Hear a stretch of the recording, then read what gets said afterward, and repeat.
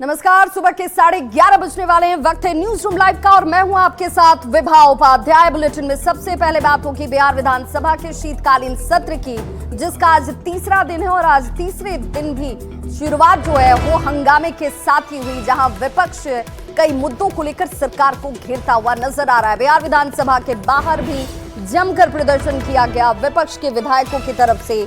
और वक्त संशोधन बिल 2024 को लेकर देखिए कैसे विपक्ष के जो विधायक हैं तख्तियों के साथ पूरी तैयारी के साथ पहुंचे हुए थे और विधायकों ने जमकर विरोध किया है। वक्त संशोधन बिल 2024 के विरोध में दलित और गरीबों पर ये सरकार जो है वो बर्बरता कर रही है, ये आरोप लगाया गया। कई तख्तियां इनके हाथों में आपको नजर आ रही होंगी। बिहार विधानसभा के शीतकालीन जो कि छोटा सत्र है, 5 दिनों का ये सत्र, जिसका आज तीसरा दिन।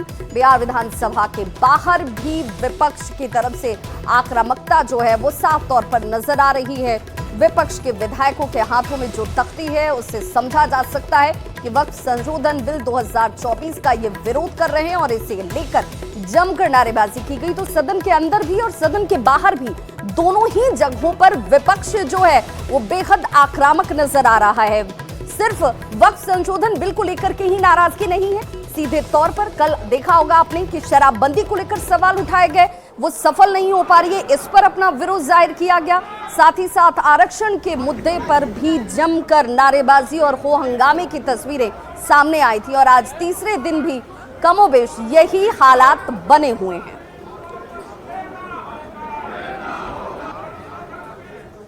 तो एक तरफ विपक्ष का विरोध प्रदर्शन है तो दूसरी तरफ इसे लेकर बीजेपी जो है वो लगातार पलटवार कर रही है। बीजेपी की तरफ से हरिभूषण ठाकुर बचौल ने कहा कि इन्हें मुद्दों से कोई मतलब नहीं और इसीलिए बेवजह की बातों पर जोर देकर हंगामा करना सिर्फ इनका मकसद है।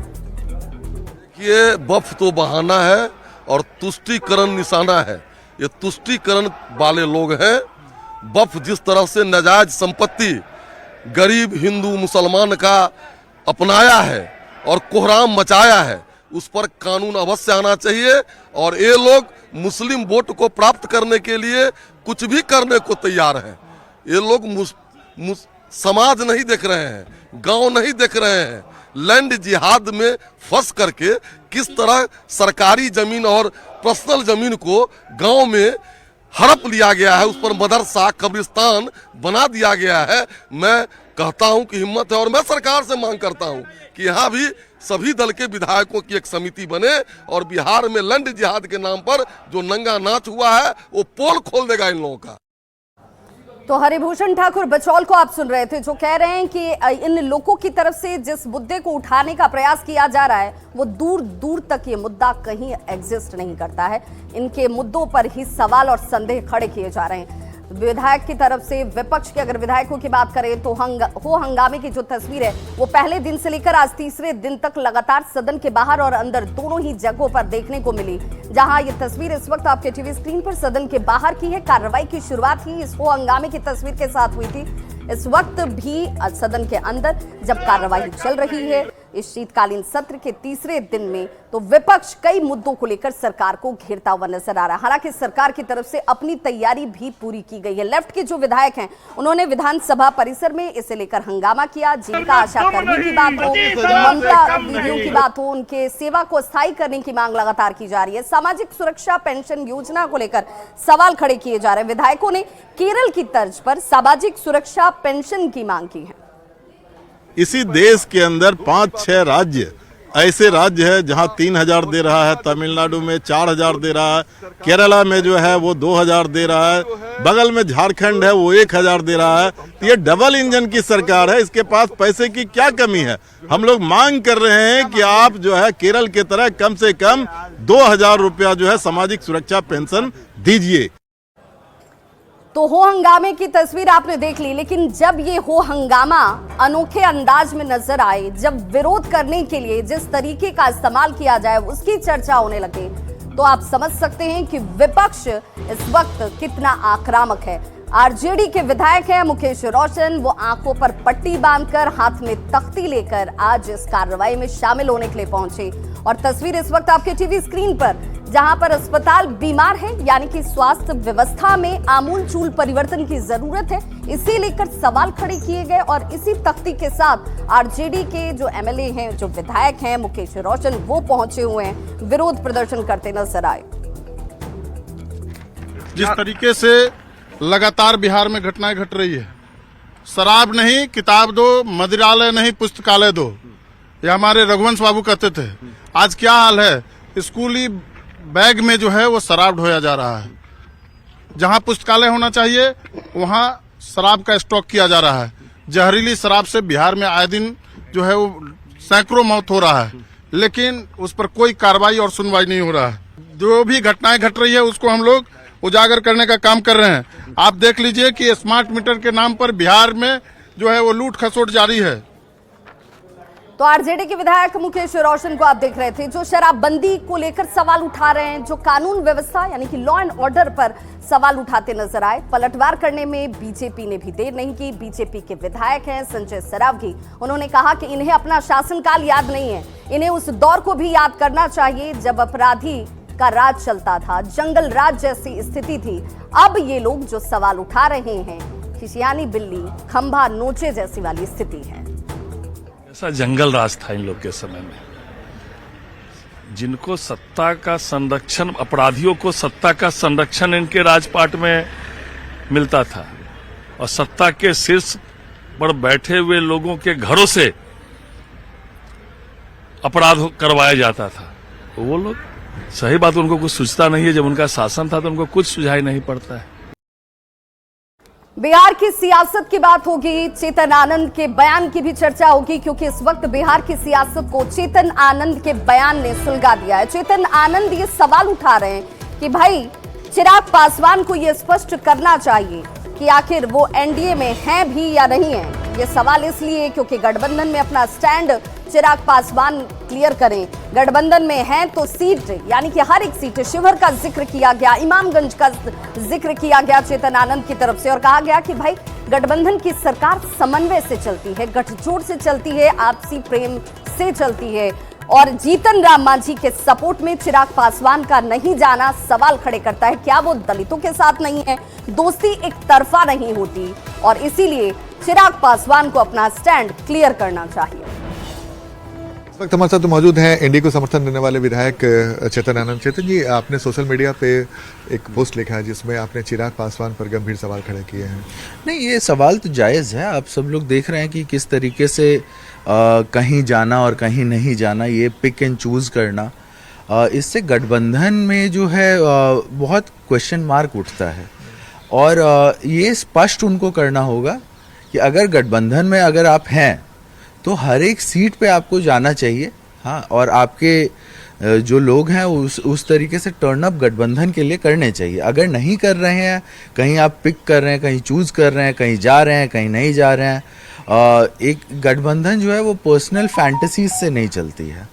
गठबंधन जो है सबके एक साथ आकर के उसके बाद क्या कहते हैं एक समन्वय बनता है, और उसके बाद उस समन्वय से जो है एक गठबंधन चलता है।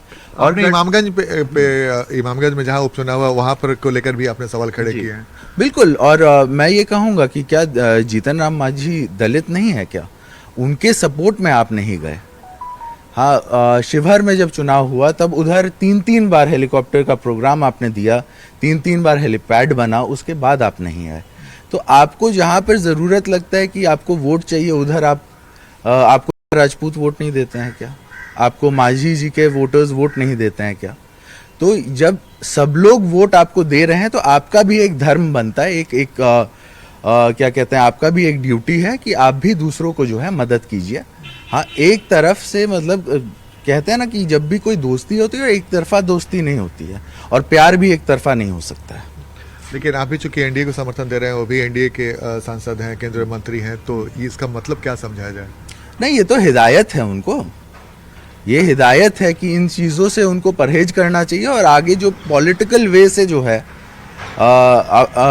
एक मोर मैच्योर वे से, हमसे बड़े हैं, हाँ, तो हम एक्सपेक्ट करते हैं कि एक मैच्योर पॉलिटिशियन की तरह उनको डिसीजंस लेने चाहिए, लेकिन ऐसा कुछ हो नहीं रहा है। उसके बाद उनके सांसदों के द्वारा क्या टिप्पणी हुई, उनके द्वारा क्या टिप्पणी हुई, भाई आप स्पष्ट कीजिए ना कि मतलब आप हैं कि नहीं। हमने तो इतना ही पूछा था, है ना। और हमने, हमारा प्रश्न जो है वो सिर्फ हमारा प्रश्न नहीं है, सभी लोगों का प्रश्न है। तो ये थे एमएलए चेतन आनंद। कैमरामैन दीपक के साथ आनंद अमृतराज, न्यूज 18 नेटवर्क, पटना। तो सवाल ये कि आखिर चेतन आनंद चिराग पासवान को ये हिदायत क्यों दे रहे हैं? बिहार की सियासत में ये बयान सामने आया तो कैसे आया? तो आपको बताते चलें कि चेतन आनंद के पिता पूर्व सांसद आनंद मोहन की तरफ से सबसे पहले चिराग पासवान पर ये पलटवार किया गया था। सीधे तौर पर सवाल खड़े किए गए थे कि आखिर चिराग पासवान के राजनीतिक रुख को सवालों के दायरे में वो लेकर आए। जैसे ही उनकी तरफ से सवाल उठाया गया, चिराग पासवान ने भी उस पर पलटवार किया। और चिराग पासवान ने क्या कुछ कहा है, जरा वो भी सुनिए। पहली बात तो वो किसी राजनीतिक सक्रिय राजनीति से वो जुड़े हुए नहीं हैं। उनकी बात पे किसी प्रकार की प्रतिक्रिया देना कोई ज़रूरी नहीं है। पर हाँ, उनके परिवार के कई सदस्य सक्रिय राजनीति में हैं और वो ऐसे घटक दल में हैं जो हम लोग के गठबंधन का हिस्सा है।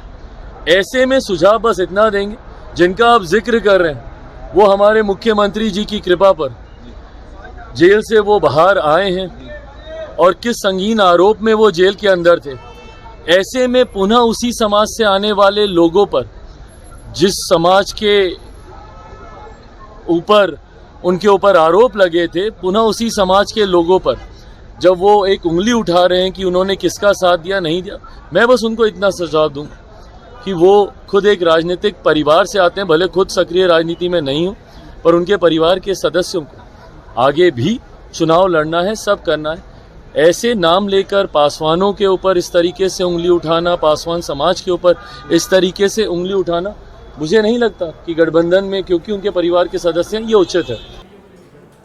और संविधान दिवस के मौके पर मैथिली भाषा में संविधान का विमोचन किया जाना, इस पर अब खुशी जाहिर की जा रही है। बीजेपी के विधायक हैं संजय सरावगी, उनकी तरफ से कहा गया कि भाई ये मिथिला वासियों का सम्मान है और सभी की तरफ से मैं प्रधानमंत्री नरेंद्र मोदी का आभार व्यक्त करता हूं। मैथिली में संविधान को अनुवाद करके उन्होंने कल विमोचन कराया। जिस दिन संविधान लागू हुआ था, ये बड़ी बात है। समस्त मिथिला के लोग आह्लादित है, क्योंकि मिथिला की हमेशा चिंता प्रधानमंत्री जी करते हैं और देवों की भाषा संस्कृत रही है। सनातन धर्म को मानने वाले सभी लोग का कल जो है संस्कृत में अनुवाद करके संविधान का, सनातन धर्मावलंबियों को भी जो है बहुत पूरे देश में या पूरे विश्व में जो सनातन धर्म को मानने वाले लोग हैं, देवों की भाषा संस्कृत रही है। संस्कृत और मैथिली में संविधान का अनुवाद करके बड़ा काम प्रधानमंत्री जी ने किया है और मिथिला में और सनातन धर्म को मानने वाले लोगों का सिर चौड़ा भी हुआ। और अब बात ईवीएम की, जिसे लेकर सुप्रीम कोर्ट की तरफ से एक तल्ख टिप्पणी की गई, संदेश भी दिया गया कि भाई अब ईवीएम पर सवाल उठाने वाले लोगों को सवाल नहीं उठाना चाहिए। आपको बताते चलें कि कांग्रेस के राष्ट्रीय अध्यक्ष मल्लिकार्जुन खड़गे की तरफ से ईवीएम को लेकर सवाल उठाए गए थे और उसी पर बिहार सरकार के मंत्री संजय सिंह ने पलटवार किया। उन्होंने कहा कि जब कोर्ट ने पूरी तरह से तस्वीर साफ कर दिया है, अब इस पर सवाल उठाना कहीं से भी जायज नहीं है। जब हार जाते हैं तब ऐसा बयान दिया जाता है, जबकि जीत के बाद जुबान नहीं खुलती। खड़गे एक्चुअली वरिष्ठ नेता हैं और उनको जब जीत जाते हैं तो ईवीएम ठीक रहता है, जब हार जाते हैं तो ईवीएम खराब हो जाती है। ये अपने हार का वो कुछ कर नहीं सकते, वो थोड़ा असमंजस की स्थिति में लोग हैं। तो कभी सुप्रीम कोर्ट, कभी कोर्ट ने तो स्पष्ट ही कह दिया कि भाई हारते हैं तो ईवीएम खराब हो जाता है, जीत जाते हैं तो ठीक है। इसमें कोई वस्तुस्थिति कोई स्पष्ट नहीं है, इसलिए उन लोगों को स्वीकार करनी चाहिए। भारत की जनता अब कांग्रेस के साथ नहीं है, ये तो स्वीकार करें कम से कम। तो मल्लिकार्जुन खड़गे ने ईवीएम पर सवाल उठाते हुए बैलेट पेपर से वोटिंग कराने की मांग की थी और उनकी तरफ से जैसे ही ये मांग की गई, सुप्रीम कोर्ट में सुनवाई, सुप्रीम कोर्ट ने स्टैंड साफ कर दिया। हालांकि इस पर सियासत झारखंड की भी सुलगी हुई है। जेएमएम और कांग्रेस ये मानती है कि चुनाव जो है वो बैलेट पेपर से ही होने चाहिए, जबकि बीजेपी ने इसे लेकर पलटवार किया है। जब तानाशाही सरकार रहेगी और उन पर आरोप लग रहे हैं, जहां उनकी सरकार होती है, जहां प्रशासनिक महकमा उनका होता है, वहां विशेष करके वो धांधली करते हैं। तो ये कैसे आरोप लगते हैं? पहले तो ऐसे आरोप नहीं लगा करते थे, इन पर ही आरोप क्यों लगते हैं? तो ये जहां ये कुछ गड़बड़ियां कर पाते हैं या कर सकते हैं, वहाँ ये करते हैं, सभी लोग ये बात मानते हैं। तो इस पर अगर संजीदा रुख अपनाना है केंद्र की सरकार को तो एक सर्वदलीय कमेटी गठित कर दें। देखिए, स्वाभाविक तौर पे जब देश यह मांग कर रहा है, आधी 2/3 आबादी इस बात को मांग कर रही है कि बैलेट से चुनाव हो, तो आखिर सरकार को हर्ज क्या है बैलेट से चुनाव करवाने में? सरकार क्यों पीछे भाग रही है बैलेट से चुनाव करवाने में? अगर सरकार के मन में थोड़ी सी भी ईमानदारी है, अगर सरकार को यह लगता है कि ईवीएम हैक नहीं होता, तो सरकार एक बार बैलेट से तो चुनाव करा के देख ले। सरकार बैलेट से चुनाव कराए, दूध का दूध पानी का पानी हो जाएगा। ये चाहते हैं कि बैलेट पेपर से चुनाव हो और अपने गुंडों के बल से ये लूट ले उसको। भैया ये कैसे होगा? आज का आधुनिक युग है, अब इतना कागज कैसे बर्बाद होगा? अब तो डिजिटल चल रहा है ना। अब डिजिटल जब चल रहा है तो धीरे धीरे अब कागज बंद हो रहे हैं, इसलिए इनके कहने से कुछ होना नहीं है। ये अब बैलेट वाला युग लौटने वाला नहीं है, ईवीएम का युग आ गया है। चुनाव तो होंगे ईवीएम पर। और बड़ी खबर इस वक्त बिहार के बगहा से आ रही है, जहां पर गंडक नदी में नाव हादसा हुआ है। बताया जा रहा है कि 20 लोग सवार थे उस वक्त नाव पर जब नाव हादसे का शिकार हुई। राहत की बात यह है कि सभी सुरक्षित बताए जा रहे हैं। दियारा के इलाके में ये सभी लोग जो है वो जा रहे थे और नाव पर सवार होकर जैसे ही ये गंडक नदी के बीचों बीच पहुंचते हैं, नाव हादसे का शिकार हो जाती है। गोड़ियापट्टी घाट का ये मामला है, लेकिन राहत की बात ये कि नाव पर सवार सभी 20 लोग सुरक्षित हैं। तो ये बड़ी खबर इस वक्त बिहार के बगहा से, गंडक नदी में नाव हादसा, जिस पर बताया जा रहा है कि नाव पर सवार 20 लोग उस वक्त गंडक के दियारा इलाके में जा रहे थे, जहां पर नाव अचानक से बीच धार में पलट जाती है। हालांकि सभी तैरकर सुरक्षित बाहर निकल पाए। गोड़ियापट्टी घाट पर गंडक नदी में यह हादसा हुआ, सभी लोग सुरक्षित बाहर निकल चुके हैं। जो जानकारी इस वक्त प्रारंभिक तौर पर सामने आ रही है, 20 लोग उस नाव पर सवार थे। सवाल ये कि क्या नाव छोटी थी, क्षमता से ज्यादा लोगों की मौजूदगी नाव पर थी और इस वजह से ये नाव हादसे का शिकार हुई। हालांकि फिलहाल सभी 20 लोग जो हैं वो सुरक्षित बाहर आ चुके हैं। गोड़ियापट्टी घाट का ये मामला। तो बगहा से ये खबर, जहां पर बड़ी जानकारी और ज्यादा जानकारी के साथ न्यूज़ 18 संवाददाता मुन्ना राज हमारे साथ जुड़ चुके हैं। क्या जानकारी मुन्ना राज इस वक्त मिल रही है? हादसा कैसे हुआ? ये बगहा की गोड़ियापट्टी घाट की घटना बताई गई है, जहां 20 लोगों को लेकर गंडक नदी के दूसरे छोर दियारा के तमाम ऐसे इलाके हैं जहां शहर से प्रतिदिन लोग आते हैं जाते हैं। इसी बीच कोहरा में जाकर नाव टकरा जाती है और नाव दुर्घटनाग्रस्त होने के बाद 20 लोग को लेकर पानी में जरूर डूब जाती है, लेकिन स्थानीय गोताखोरों ने तत्परता दिखाई है और सभी 20 लोगों को सुरक्षित निकाल लिया गया है। तो फिलहाल किसी के हताहत होने की कोई जानकारी नहीं है, लेकिन जिस तरह से बड़ी लापरवाही सामने आ रही है, तो लगातार नाव हादसे हो रहे हैं, उसके बाद भी जिला प्रशासन इस पे लापरवाही बरत रही है। और जिस तरह से गंडक नदी में मनमानी तरीके से नाव का परिचालन हो रहा है, निश्चित तौर पर एक बड़ा सवाल जरूर खड़ा कर रहा है कि जब मनमानी तरीके से लोग नाव बनाते हैं और नाव के सहारे प्रशासन की कोई निगरानी नहीं है, क्षमता से अधिक लोगों को लेकर नाव जिस तरह से जा रही थी और कोहरा के बीच लगातार कोहरा और देर शाम में भी नाव का परिचालन गंडक नदी में हो रहा है, ऐसा देखने में जरूर मिल रहा है। लेकिन जिस तरह से लगातार हादसा हो रहा है, उसके बाद भी गंडक नदी के जिस तरह तो वक्त रहते सचेत होने की जरूरत है। बहुत बहुत शुक्रिया मुन्ना राज तमाम जानकारी के लिए। और अगली बड़ी खबर मुजफ्फरपुर से आ रही है, जहां पर राम जानकी मठ की जमीन को लेकर विवाद गहराता जा रहा है। विवाद क्यों है, जरा वो भी जान लीजिए। बताया जा रहा है कि मठ की ये जमीन जहां पर एक मुस्लिम परिवार को बसा दिया गया और ऐसे में मठ से अर्जित होने वाली संपत्ति भी इन्हीं लोगों के बीच बांटी जा रही है।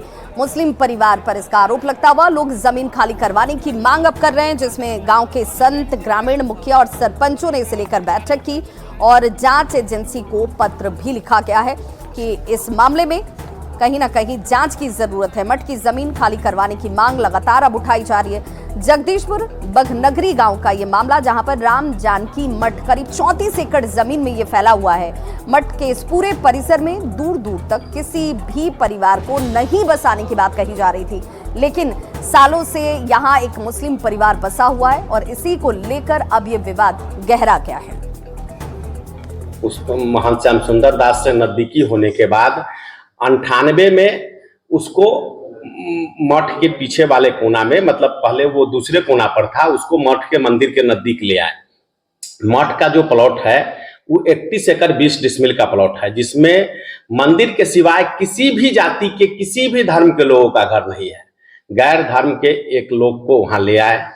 अब महंत जी का उसके प्रति क्या विचार है ये हम नहीं बता सकते हैं, लेकिन ग्रामीणों से ये है जो पूरी मठ की जो आय होती है वो उस जहीर खान के पीछे, तीनों भाई के पीछे पूरा संपत्ति को बर्बाद कर रहे हैं। उनको रिपोर्ट भी दी गया कि 1950 के मुताबिक इसको बताया गया है, 1989 से महंत है, तथा अपने लेटर पैड पर उसको हटने का आदेश भी हमने दे दिया है।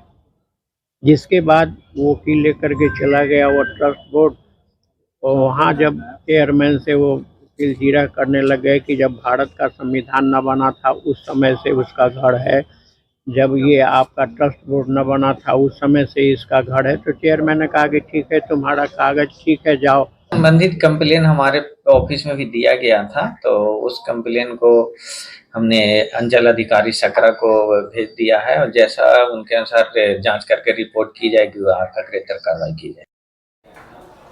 तो न्यूज रूम लाइव में आज बस इतना ही। कल कुछ और खबरों के साथ एक बार फिर से होंगे हाजिर। देखते रहिए न्यूज़ 18 बिहार झारखंड।